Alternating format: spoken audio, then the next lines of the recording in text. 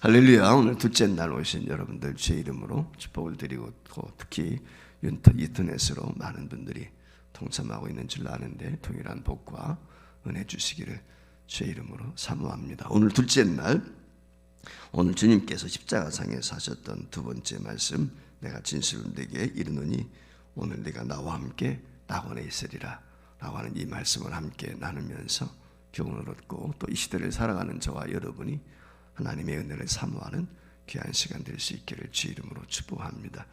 오늘 여기 본문 말씀에 나와 있는 것을 보면 알 수 있는 것처럼 예수님이 십자가에 달리실 때 홀로 십자가에 달리신 것이 아니라 양옆에는 흉악한 강도 두 사람이 달린 것, 우리가 너무나 잘 알고 있는 내용이죠. 그런데 그 양옆에 달려있던 강도 중에서 왼편에 있는 강도가 주님을 조롱을 하죠. 한마디로 말하면 내가 하나님의 아들이라면 너뿐만 아니라 우리를 한번 좀 구해봐라, 그런 얘기를 여기 하고 있는 것이죠. 한마디로 조롱의 이야기죠. 자신은 지금 흉악한 범죄인으로서 당연히 십자가에 달려 죽는 것이 마땅함에도 불구하고 자신의 허물을 깨닫지 못하고 오히려 예수님을 비난하는 그런 모습을 볼 수가 있습니다.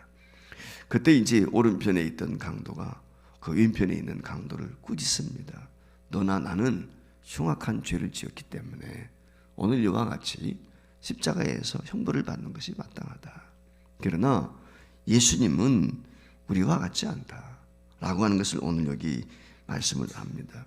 그가 행한 것은 모든 것이 당연한 것이다, 옳은 것이다, 옳지 않은 것이 없다.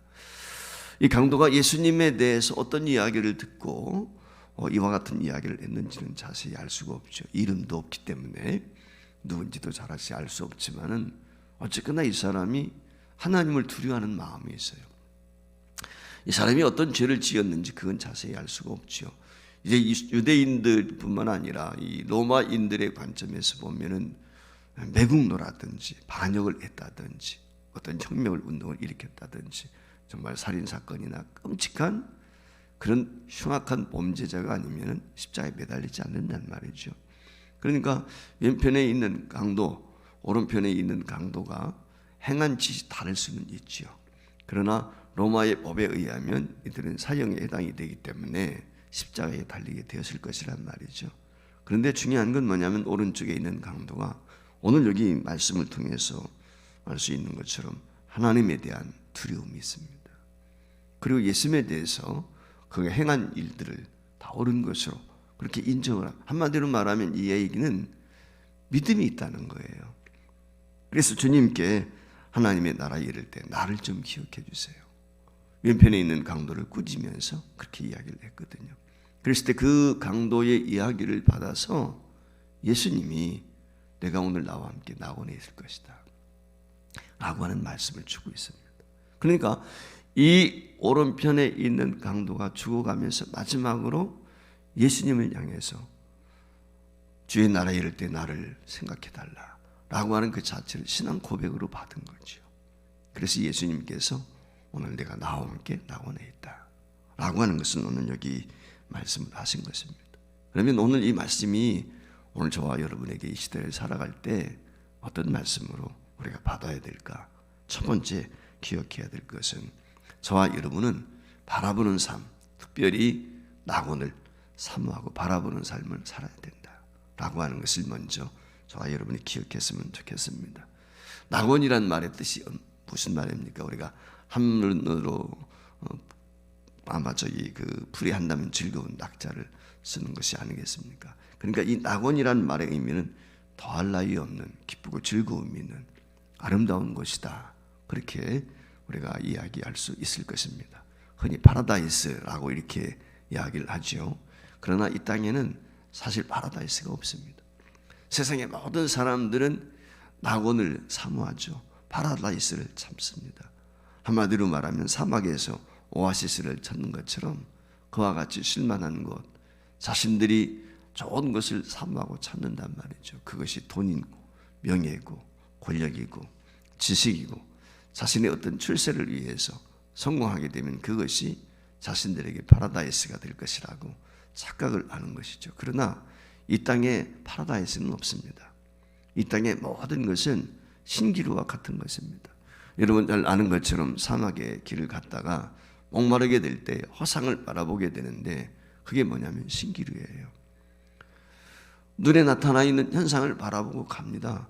거기에 오아시스가 있는 줄 알고 가봤더니 하나의 허상이었단 말이죠. 오늘 우리 인생이 그런 거예요. 물질이 우리의 모든 것을 책임져주고 권력이, 지식이 모든 것이 우리를 담보해 줄 줄로 생각하는 거예요. 그러나 언제 어떤 일을 우리가 당하는지 아무도 예측 불허라고 하는 사실이죠. 누구도 내일을 알 수가 없어요. 우리 주님께서 그렇게 말씀하셨지 않습니까? 너희는 내일 일을 알지 못한다. 오늘 족한 줄 알고 살아야 되는 것이 우리 인생인데 그럼에도 불구하고 내일에 대한 비전과 꿈을 가지고 산다. 그건 허상인 거예요. 우리가 야고보서 4장에 보면은 오늘이나 내일이나 어느 도시에 가서 장사여 일을 벌이라는 자들아, 어리석은 자라고 야고보 기자가 말씀하면서 뭐라고 그럽니까? 우리는 아침에 잠깐 보이다가 없어지는 안개와 같은 존재다 라고 말씀을 했어요. 그렇기 때문에 우리는 안개 같은 존재, 늘 이 점을 잊지 말아야 돼요. 우리 믿음의 선배들은 이 점을 늘 기억을 했어요. 그래서 야고보 같은 경우도, 야곱 같은 경우도 어떻게 합니까? 바로 앞에 섰을 때 내가 몇 살이냐? 라고 하는 질문을 받고 내 나그네 길에 인생이 130년입니다 라고 얘기를 했거든요. 이 말의 의미가 뭐냐면 나그네는 잠시 머물다 가는 거예요. 돌아갈 고향이 있는 것입니다. 그러니까 저와 여러분이 늘 기억해야 될 것은 우리가 돌아갈 고향이 있다. 이 땅의 삶은 내가 안주하고 정착해서 사는 것이 아니다. 되게 보면 많은 사람들이 집에 대해서 막 애착을 갖습니다. 그래도 거주할 집은 내가 좀 있어야 되지 않겠나. 그게 언제 없어질지 알 수 없거든요. 불타 없어지고요, 순간에 사라지는 거예요. 그것이 나를 안전하게 지켜주지 못한다. 많은 저축을 해놓았다고 그것이 나를 안전하게 지켜주겠습니까? 그렇지 않단 말이죠. 오늘 우리가 사모해야 될 것은 하나님의 나라예요. 늘 저와 여러분은 본향을 사모해야 돼요. 믿음의 사람들은 다 본향을 생각해서 그 돌아갈 고향을 생각하고 살았다. 이제 저나 여러분은 남은 생에 살아가게 될 때 그것이 내일일지 모레일지 알 수 없는 본향, 돌아갈 집을 생각하며 사셨으면 좋겠습니다. 그게 지혜로운 거죠. 그것을 잊고 살다가 갑자기 내 인생의 종말이 오게 되었을 때 그때 당황한다고 하면은 그것처럼 어리석은 일이 어디에 있겠습니까? 그렇기 때문에 오늘 우리는 항상 주님 앞에 오늘이라도 주님 부르신다면 할렐루야 찬송하고 주님 앞에 갈 수 있는 준비된 슬기로운 다스처녀와 같은 등과 기름을 꼭 준비할 수 있기를 주의 이름으로 축원을 드립니다.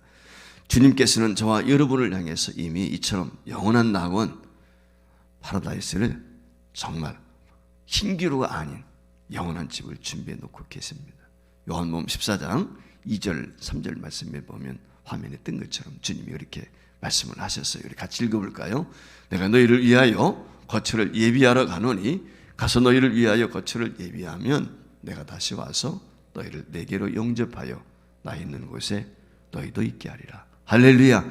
이미 주님께서는 모든 것을 준비해 놓고 계신 줄 믿습니다. 주님이 계신 곳만이 영원한 낙원이에요. 주님이 계신 곳만이 천국입니다. 주님이 계시지 않다면 천국이 아무 의미가 없어요. 주님이 계시기 때문에 오늘 우리에게 천국의 의미가 있는 것이죠. 이 영원한 집을 저와 여러분이 사모하시면서 내가 기대하고 사모해야 될 것은 바로 주님이 계신 것, 영원한 천국이다 라고 하는 거 잊지 않으시고 저와 여러분이 이 땅에 소망을 두고 사는 것이 아니라 하나님께 소망을 두고 영원한 나라의 소망을 두고 살아갈 수 있기를 주의 이름으로 축원을 드립니다. 가장 어리석은 사람은 신기를 쫓는 것입니다. 허상을 쫓는 것, 그림자를 쫓는 것처럼 어리석은 것이 어디 있습니까? 저와 여러분이 따라가야 될 것은 실체인 것이거든요. 그렇지 않습니까? 그림자는 없어지는 거예요. 실체를 따라가야 돼요. 바로 실체는 영원한 하나님의 나라, 주님이 준비하신 천국밖에 없는 줄 믿습니다. 두 번째로 오늘 우리가 받는 기호는 무엇입니까? 천국은 오늘 주시는 말씀을 통해서 어떤 죄를 지었다 할지라도 오늘 여기 말씀에 나와 있는 것처럼 주님이 허락하시면, 주님이 용서해 주시면, 주님이 인정해 주시면 누구든지 들어갈 수 있는 것이다 라고 하는 것을 우리에게 말씀해 주고 있어요. 자, 41절 말씀 함께 다시 읽도록 하겠습니다. 같이 읽습니다. 시작. 우리는 우리의 행한 일에 상당한 보응을 받는 것이니 이에 당연하거니와 이 사람의 행한 것은 옳지 않은 것이 없느니라 이야기했어요. 이게 강도의 고백이거든요. 오늘 이 이야기를 통해서 이 강도가 무엇을 이야기하고 있습니까? 왼편의 강도는 자기의 잘못을 깨닫지 못하는 거예요. 자기의 죄와 자기의 잘못을 깨닫지 못하게 되니까 형제의 눈 속에 있는 티를 가지고 탓하는 거예요. 그러나 오늘 여기 오른편에 있는 강도는 무엇입니까? 자기의 죄인인 걸 아는 거예요. 너나 나나 오늘 사형에 합당하는 죄를 지었다면 당연하다는 거예요. 죄의 대가를 받는 것, 보응을 받는 건 당연하다. 그렇게 이야기하고 있어요. 그러니까 오늘 이 말이 무슨 얘기냐면 이 오른편 강도가 자기가 죄인이라는 것을 인식하지 못했다면 당신이 하나님의 나라에 이를 때에 나를 기억해달라고 이야기할 수가 없죠. 구원에 대한 갈망은 내가 죄인인 것을 인식한 사람만 있게 돼. 구원에 대한 갈망은 죄인 의식이 없는 사람은 천국에 대한 사모함이 없어요. 구원에 대한 갈망은 내가 죄인임을 인정하는 사람만이 가능해요. 이게 어려운 거예요.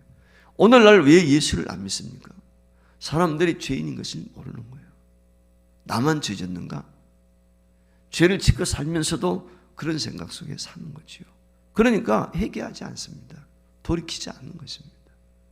그러나 죄의 형벌을 알고 구원만이 예수 그리스도만이 우리를 영생에 이를 수 있다는 것을 아는 사람은 회개할 수밖에 없고 주님 앞에 하나님의 은혜를 사모할 수밖에 없는 것입니다. 인간에게 문제가 되는 것이 무엇입니까? 죄 자체가 아닙니다. 너나 할 것 없이 누구든지 죄져요. 의인은 없나니 단 한 명도 없습니다. 누구나 죄를 지게 돼 있어요. 문제는 회개입니다. 우리가 구원받지 못하는 것은 죄를 지었기 때문이 아니라 회개하지 않기 때문에 구원받지 못합니다. 중요한 건 회개거든요. 누가 되었든지 간에 망하는 이유는 다른 데 있지 않아요. 돌이키지 않기 때문에 망하는 거예요. 회개하면 어떤 죄를 지었다 할지라도 구원받게 되는 것입니다. 이 점을 우리는 늘 명심해야 되는 것입니다. 그렇기 때문에 40절 말씀에 보면 구원받은 강도는 회개하지 않는 사람을 꾸짖지 않습니까? 책망하는 것입니다. 내가 독일한 정죄를 받고서도 하나님을 두려워하지 않느냐? 하나님의 심판을 어찌 두려워하지 않느냐? 하나님을 두려워한다는 말의 의미는 심판을 말하는 거예요. 하나님 앞에 섰을 때 저와 여러분이 벌거벗겨 서서 실오라기 하나 남지 않고 있는 모습 그대로 다 드러날 수밖에 없단 말이에요. 거울에 비춰지는 것처럼 그대로 등일하게 드러날 수밖에 없거든요. 비록 오늘 오른편에 있는 강도가 죽어가는 자리에 있지만 자기 스스로 죄인됨을 깨달은 것입니다. 회개하는 것입니다. 그때 주님께서 오늘 여기 42절 말씀에 보면 참 이 사람이 예수님께 42절에 그러잖아요. 예수여 당신의 나라에 임하실 때에 나를 기억해 주세요 라고 하는 이 말씀을 받아서 예수님이 43절 말씀에 보면 내가 진실로 내게 이르노니 내가 오늘 나와 함께 낙원에 있다 라고 약속해 주셨습니다. 이 강도가 어떤 죄를 졌는지 우리는 정확히는 알 수 없지만 분명한 것은 그가 사형에 해당하는 죄를 지었다는 것입니다. 악한 죄인이었다는 것입니다. 그러나 주님께 회개하고 용서를 빌게 되었을 때 거기에 구원이 있었습니다. 오늘 우리가 자나깨나 늘 기억해야 될 것, 그것은 하나님 앞에 회개하는 마음을 가지고 나가는 것이죠. 우리가 이미 구원받았습니다. 하나님의 은혜로 천국 백성이 되었습니다. 그럼에도 불구하고 우리가 늘 잊지 말아야 될 것, 그것은 매일같이 주님 앞에 우리의 자범죄를 가지고 나가서 회개하는 것입니다. 회개할 때 겸손할 수 있어요. 애통해하는 마음이 복이 있다고 하는 이유는 바로 그런 것이죠. 겸비하지 않은 마음을 가지고는 회개할 수가 없어요. 형제에게 잘못이 있다든지 작은 소자에게도 마찬가지로 우리는 실수할 수 있지 않습니까? 상처를 줄 수도 있고. 근데 우리는 그와 같은 것들이 별것이 아닌 것처럼 착각할 때가 많아요. 근데 그것들이 쌓이고 쌓이면 우리가 회개할 길을 잃어버리게 되고 우리의 마음이 돌같이 굳어져 버리는 거예요. 여러분 화인마인자가 되면 어떻습니까? 하나님의 은혜를 경험하고도요, 히브리서에 나와 있는 것처럼 세상 길로 갈 수 있는 것입니다. 그렇기 때문에 오늘 우리는 늘 겸비한 마음으로 섰다고 하는 자 넘어질까 조심하라 라고 하는 이 말씀을 늘 기억하면서 연약한 것들을 주님 앞에 자복하고 주의 은혜를 구하고, 혹시라도 우리가 연약해서 생각으로, 눈총으로 또는 행위로 듣는 것들, 말하는 것, 우리가 듣는 것도 귀담아 들어야 되거든요. 들을 게 있는 자는 들으라고 그랬는데 들어야 될 말씀이 있고 듣지 말아야 될 말씀이 있다면, 듣지 말아야 될 이야기를 듣게 되었을 때 그것이 우리 마음을 불편하게 할 때가 많지 않습니까? 흘러버릴 수 있는 지혜도 필요한 거거든요. 이런 것들을 주님 앞에 회개하며 은혜를 구하는 것이 저와 여러분의 은혜 안에 가는 것이고, 주님을 닮아가는 성화의 단계로 나아갈 수 있는, 한 걸음 가는 걸 진보와 발전을 가져오는 것이 된다는 것 늘 기억했으면 좋겠습니다. 마지막 따라서 세 번째, 저와 여러분이 이처럼 구원받았습니다. 어떻게 해야 될까요? 저와 여러분은 복음을 전해야 돼. 복음을 전해야 될 이유는 뭐냐면 오늘 여기 있는 말씀처럼 어느 누구에게든지 복음을 전해. 그것이 부자냐 가난한 자냐 지식이 있느냐 없느냐 악한 자나 선한 자, 그 이유가 없어요. 불문이 없는 거예요. 우리가 복음을 전해야 될 대상은 오늘 이 본문 말씀을 통해서도 우리에게 주는 교훈이 있는데, 그것이 뭐냐? 우리에게 주는 도전은 이 땅에 복음을 들어야 될 모든 사람, 구원받지 못할 사람은 아무도 없다라고 하는 이 사실을 인식을 해야 됩니다. 여러분 아시는 것처럼 60년대 김대두라고 하는 아주 흉악범이 있었죠. 여러 사람을 죽였죠. 그뿐입니까? 80년대 90년대가 지존파 있었지 않습니까? 이 사람들은 인육을 먹었잖아요. 그때 그 사람들을 납치해가지고 죽이고 말이죠. 태우는 그 기계까지 자기들이 만들어가지고 말이죠. 얼마나 끔찍합니까? 그리고 자신들이 죽인 사람의 그 인육을 먹었단 말이에요. 그랬던 사람들이 예수 믿었어요. 언젠가도 말씀을 드렸지만은 사랑의 교회 안수 집사였던 이재명 집사님을 비롯한 그의 친구들이 그 서울 안양구치소에 다 영치금을 넣어주고 그러니까 그 김기현이를 비롯한 그 흉악범들이 말했죠. 돌이켰어요. 그리고 예수 믿어. 기쁨과 감사함으로 사형을 집행당하게 될 때 웃음 띤 모습으로 그렇게 갔다는 거예요. 여러분, 이런 흉악범들도 예수를 믿어요. 그러니까 오늘 우리는 누구에게든지 복음을 전해, 때를 얻든지 못 얻든지 복음을 전해야 될 사명이 여기에 있는 것입니다. 고린도후서 5장 17절 말씀에 보면 바울 사도가 우리에게 주시는 말씀이 뭡니까? 누구든지 그리스도 예수 안에, 누구든지라는 말은 신분 고한을 막론하고 종족을 막론하고 그 죄의 유무를 막론하고 모든 걸 다 포함하는 거예요. 누가 되었든지 예수를 믿으면 구원이 있다 라고 하는 것을 우리에게 말씀하고 있는 새로운 사람이 되는 거예요. 흉악한 범죄인도 주님을 만나게 되면 달라질 수밖에 없습니다. 오늘 저와 여러분이 이 사실, 저와 여러분이 구원받았다는 것을 늘 마음에 기억하시고, 내가 구원받았으면 누구든지 구원받을 수 있다 라고 하는 이 마음을 가지시고 때를 얻든지 못 얻든지 복음을 전할 수 있기를 바라고, 아직도 불신 남편이, 부모님이, 가정의 형제 자매가 예수를 믿는다 할지라 믿지 않는다 할지라도 낙심하지 마시고 끝까지 최선을 다해서 주님의 십자가를 기억하면서 복음을 전해서 꼭 저들로 하여금 구원에 대한 감격과 기쁨을 가지고 남은 생에 살고 이후의 천국에서 영생 복락을 누리는 은혜가 있기를 위해서 심서 전도해야 될 줄 믿습니다. 주 예수를 믿어라. 그러면 너와 내 집이 구원이다. 누구든지 주의 이름을 부르는 자는 영생을 얻으리라. 제자들이 나가서 복음을 전했던 것이 이 말씀이거든요. 오늘도 주님의 고난, 십자가의 길을 다시 한번 돌아보고, 특별히 주님께서 일곱 말씀을 십자가상에서 하셨다. 그 고난과 고통 가운데서도 어제는 자신의 십자가에 못 박는 죄인들을 향해서 용서의 기도를 드렸던 것처럼 오늘은 죽어난 한 영혼을 구원하시는 주님의 모습 본받아서 저와 여러분도 심서 복음 전하는 일에 진력할 수 있기를 주의 이름으로 축복합니다.